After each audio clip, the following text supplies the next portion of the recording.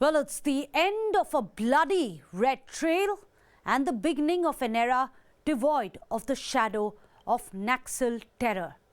Naxal Mukt Bharat. Well, you're watching Decoding Now with me, Meghna Dekha. After 29 years, the gun of Madhvi Hidma has been silenced. The most dreaded Maoist commander of South Chhattisgarh's core Naxal corridor. Finally, the Darbha Sukma Kontai Red Axis has been crushed.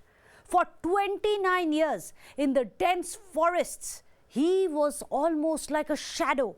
There were no recent photographs and no credible intelligence to guide the forces to him. He had a 5-tier security and trained commandos who were protecting him. His security ring warned him of every advancing danger and a solid information network which protected this Naxal commando from every trap which was laid by the security forces in the past. After decades, the forces managed to track down the elusive Maoist and his battalion Hidma, as it was called, the most lethal strike unit of Naxal terror. But as the anti-Maoist offensive pushed the rebels back onto the back foot and forced many of them to surrender, Hidma and his 5 other comrades came into the crosshairs of our forces and they were killed in an encounter at a forest area near the tri-junction of Andhra Pradesh, Chhattisgarh and Telangana. Remember, Union Home Minister Amit Shah had set a deadline for 30th of November to kill Hidma, and the forces have delivered. Incidentally, just last week, his mother had appealed to him to surrender. She had said, what good came out of it? Blood, loss and loneliness. Come home, son. Work, earn and live amongst your people. Well, today we will tell you about the making of a rebel in the Red Axis of Chhattisgarh and how the Osama of Maoist terror, Madhvi Hidma, lived by the gun and died by the gun. Let's tell you first about his reign of terror. Well, he was born in Sukma of Chhattisgarh in 1981.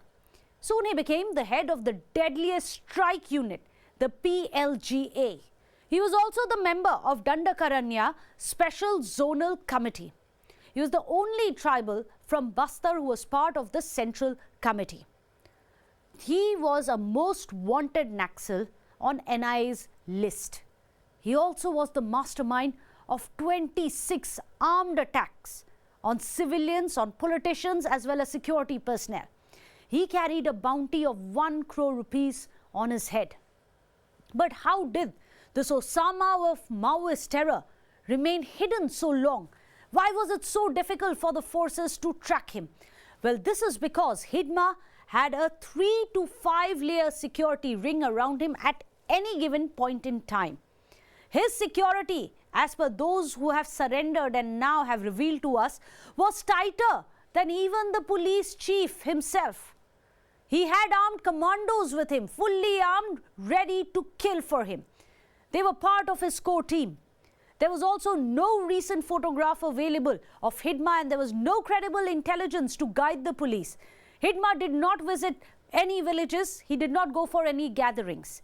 He had an entire network of informers who warned of every movement of the forces. Hence, he managed to evade arrest.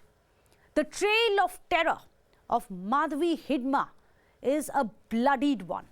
He has led about 26 lethal armed attacks for more than a decade, which has killed hundreds across several states. Remember the 2010 Dantewada massacre? 76 paramilitary personnel were killed in it. 2011, the Tadmedla attack. Remember? 75 CRPF men were butchered in it. Remember the 2013 Chiram Ghati ambush?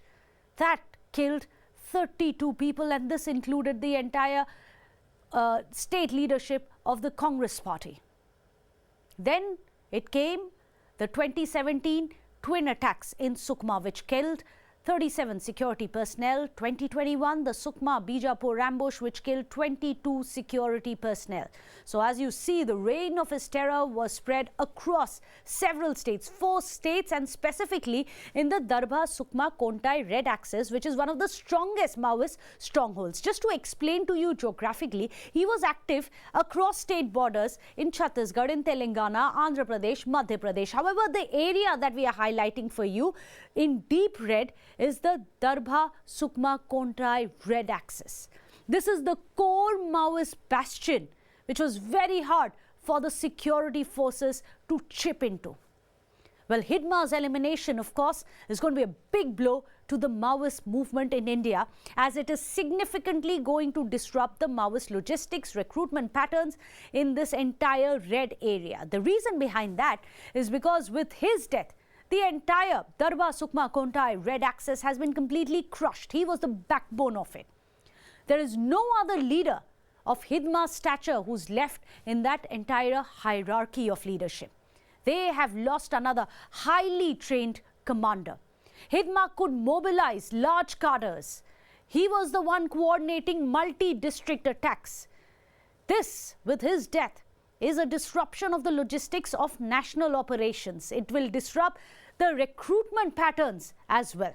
But how did Madhvi Hidma become the notorious Maoist that we know him today?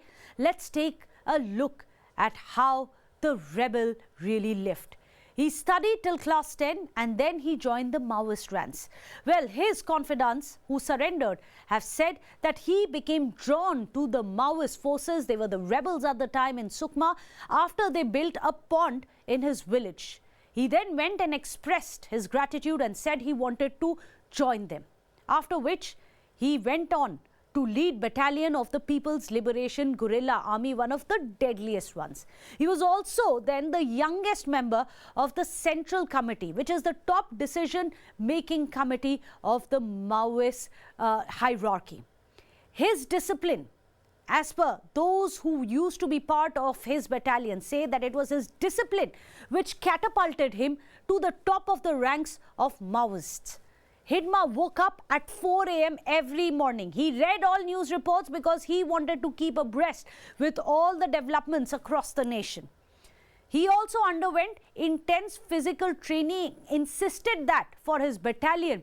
He apparently used to say that for a guerrilla warrior, physical training is his biggest weapon.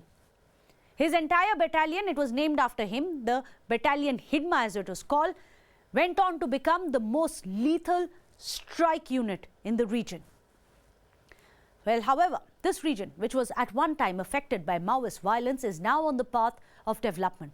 Government's efforts towards reducing Naxal influence have been very beneficial in restoring stability in a previously troubled area. Let's tell you, in South Chhattisgarh, in the last 2 years alone, over 1,500 kilometers of road connectivity has been laid.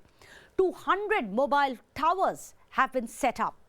They've also set up schools and health centers for the tribal population which is there. The focus is specifically on the welfare delivery in remote areas such as this. Well, continuing the war against Red Terror, top Maoist leaders have been neutralized across the entire country. Remember, Basavaraju, who was the supreme commander of CPIM, he had a bounty on his head. He was killed in Chhattisgarh. Then there was Vivek Chandri Yadav, alias Prayag. He was killed in Jharkhand. Ramachandra Reddy, alias Chalapati. He was killed in Chhattisgarh. Kunjan Hidma, he was arrested in Odisha. As you can see, the entire Red Terror leadership is crumbling.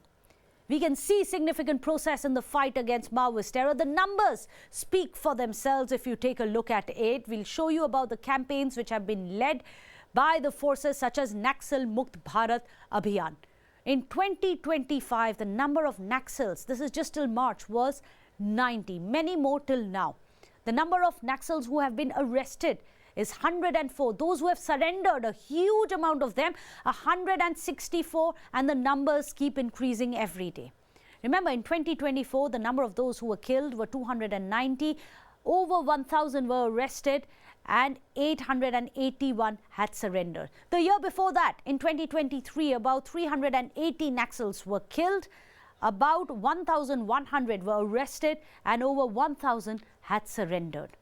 So there is even a striking drop in the number of districts which have been affected by Naxal terror. For example, the districts which were most affected in 2014 were 126 districts across India. By 2025, this has come down to only 12.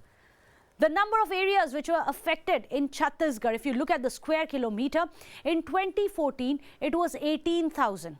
By 2024-25, it has come down from 18,000 to merely 4,200 square kilometers.